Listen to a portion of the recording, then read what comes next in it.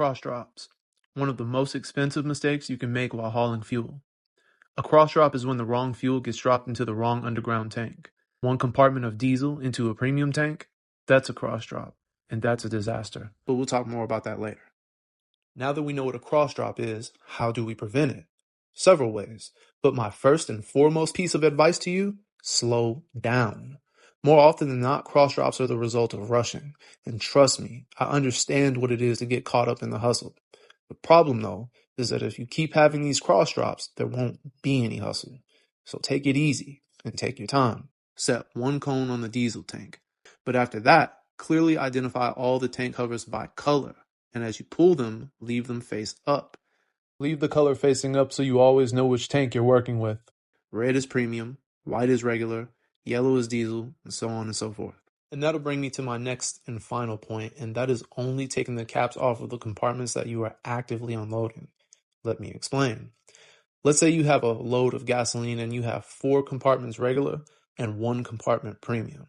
When I start unloading and I drop my premium, I take only that cap off. I start flow and then move to the next product, which is going to be my regular. I take that cap off and I start the flow of that compartment. The premium will finish before the regular. So for that reason, I leave all the other caps on in the event that if I somehow get distracted, I don't end up subconsciously moving the hose that I was using for the premium compartment to one of the other regular compartments. That happens, now we have a cross drop, and now we have a downgraded tank. More on that shortly.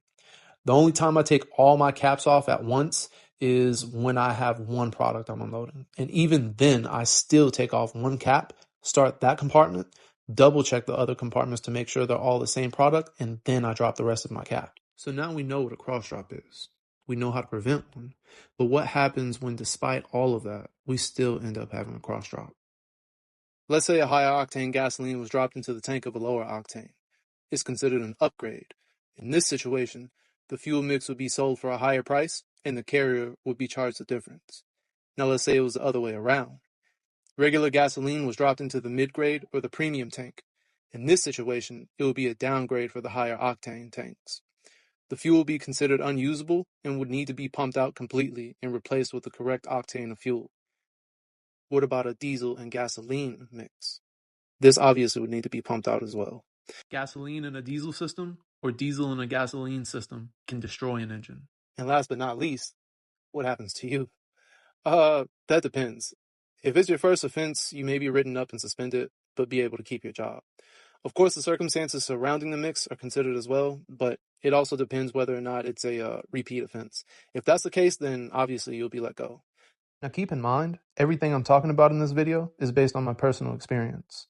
Every company handles cross drops differently, especially when it comes to consequences. Some are stricter than others.